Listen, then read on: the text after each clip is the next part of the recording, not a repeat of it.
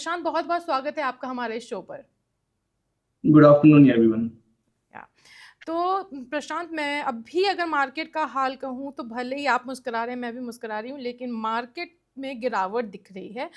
Nifty 164 अंक गिर करके 24,684 पर ट्रेंड कर रहा है, और वहीं सेंसेक्स की बात करें तो लगभग 582 नंबर्स गिर चुका है मार्केट इस हफ्ते, क्योंकि बड़ा ही क्रूशियल हफ्ता है। कैसा रहेगा मार्केट, क्या लग रहा है आपको?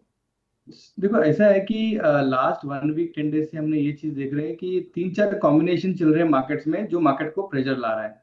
एक तो वीक अर्निंग्स, जो बड़े बड़े दिग्गज कंपनियों के जो क्वार्टरली अर्निंग्स आ रहे हैं वो कुछ खास नहीं आ रहे हैं, वो थोड़ा प्रेशर डाल रहे हैं मार्केट पे। और जो अनसर्टेनिटी टैरिफ पे चल रहा है, तारीख पे तारीख जो चल रही है, जून जुलाई 2 से लेके अगस्त 1 तारीख, और एवरी डे ट्रम्प साहब कुछ ना कुछ तो बयान दे रहे हैं कि मैं इंडिया से थोड़ा सा टफ रहूंगा, जापान को 15% दूंगा, चाइना के साथ टफ रहूंगा। तो ये थोड़ा सा अनसर्टेनिटी मार्केट्स को अब कभी भी पसंद नहीं आता है। तो वो रीजन से एफआईएस का आउटफ्लो भी आप देखो, एवरी डे 2000 से लेके 3000 करोड़ तक आसपास नो सेलिंग प्रेशर आता है। ओवरऑल जुलाई में आप देखोगे तो ऑलमोस्ट 30,000 करोड़ तक सेलिंग प्रेशर आ चुका है। सो ये तीन कारणों से मार्केट ओवरऑल थोड़ा प्रेशर में है। मार्केट्स ये वेट कर रहे हैं, मतलब इन्वेस्टर्स ये वेट कर रहे हैं कि जब तक ये ट्रम्प टैरिफ का क्लैरिटी आता नहीं है तो अग्रेसिव बाइंग हो, अग्रेसिव सेलिंग हो, वो नहीं करना है। बाकी Q1 अर्निंग्स थोड़ा से बिलो एस्टिमेशंस आ रहे हैं, तो वो एक्स्ट्रा फ्यूल कर रहा है मार्केट्स को अंडर प्रेशर करने के लिए। ओके, तो 1 तारीख में अब कुछ ही दिन बचे हैं, काउंटडाउन शुरू हो चुका है, और इसीलिए मार्केट जो है बहुत संभल कर बिहेव कर रहा है। लेकिन अगर मैं पूछूं आपसे, मार्केट में ये गिरावट कब तक रहेगी? क्या इस हफ्ते के बाद हम एक्सपेक्ट कर सकते हैं मूड ठीक हो जाएगा, या फिर इंतजार लंबा रहेगा? देखो, उसमें इफ एंड बट्स हैं। इफ ट्रम्प साहब का जो क्लैरिटी है मिल जाती है कि इंडिया को 15% लगेगा और वो आगे जाके 2 साल के लिए चेंजेस नहीं होंगे, तो मार्केट एक बार सेंटिमेंटली एक बार डाउन गैप डाउन होकर उसको फिर संभलना चालू हो जाएगा। बट अगेन, अगर 15% का ऊपर अगर 2-3% एक्स्ट्रा आ जाता है, फॉर एग्जाम्पल 18% 20% का टैक्स आता है, तो मुझे लगता है कि ये जो सेलिंग प्रेशर है अगले शॉर्ट टर्म के लिए कंटिन्यू होगा। टेक्निकल फैक्टर्स अगर देखते हैं तो मुझे लगता है कि 24,500 एक क्रूशियल लेवल है, जहां पे अगर ये लेवल को टच करके बाउंस करते हैं तो अच्छी बात है।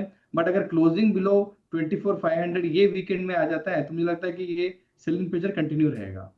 ओके, अगर इस वीकेंड तक 24,500 मार्केट में दिख जाता है, इसका लेवल दिख जाता है, तब मार्केट में गिरावट जारी रह सकती है। और वैसे 1 अगस्त बहुत ही ज़रूरी तारीख है। मार्केट में आगे का रुख कैसा रहेगा, किस तरह की चीज़ें होंगी, सभी बातें इसी डेट पर निर्भर करती हैं। और सभी एफआईआईज हों या फिर डीआईआईज, सभी इस और बड़ी उम्मीदों से देख रहे हैं। अच्छा, एक और सवाल करते हैं, उसके बाद में हम ट्रेंडिंग स्टॉक की बात करेंगे।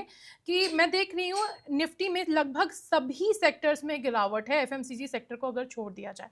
अगर मैं कहूँ कि किस सेक्टर में पैसा लगाना चाहिए, क्योंकि आईटी में भी जिस तरह की खबरें आ रही हैं बहुत अच्छा है, कुछ नहीं दिख रहा है, आपके लिहाज से कौन सा सेक्टर होगा जहां पर कमाई होने के आसार हैं?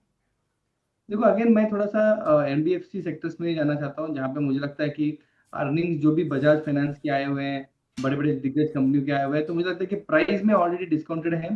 तो अगर किसी को लॉन्ग टर्म के हिसाब से लेना ही है तो एनबीएफसी में बजाज फाइनेंस को अकोमोडेट करना चाहिए। एवरी डिप पे मुझे लगता है कि दिग्गज कंपनी हो ना होते हुए ये कंपनी पूरे सेक्टर को ही एक ग्रोथ ट्रेंड दिखाता है। तो जो अगले 12 महीने के अगर व्यू देखता हूँ मैं, तो बजाज फाइनेंशियल अच्छा लगता है, यहाँ पे सेक्टर भी बहुत स्ट्रांग लग रहा है। एनबीएफसी वो सेक्टर है जहां पर आपको पैसा बनता नजर आएगा, तो इस सेक्टर के स्टॉक्स पर नजर रखनी चाहिए।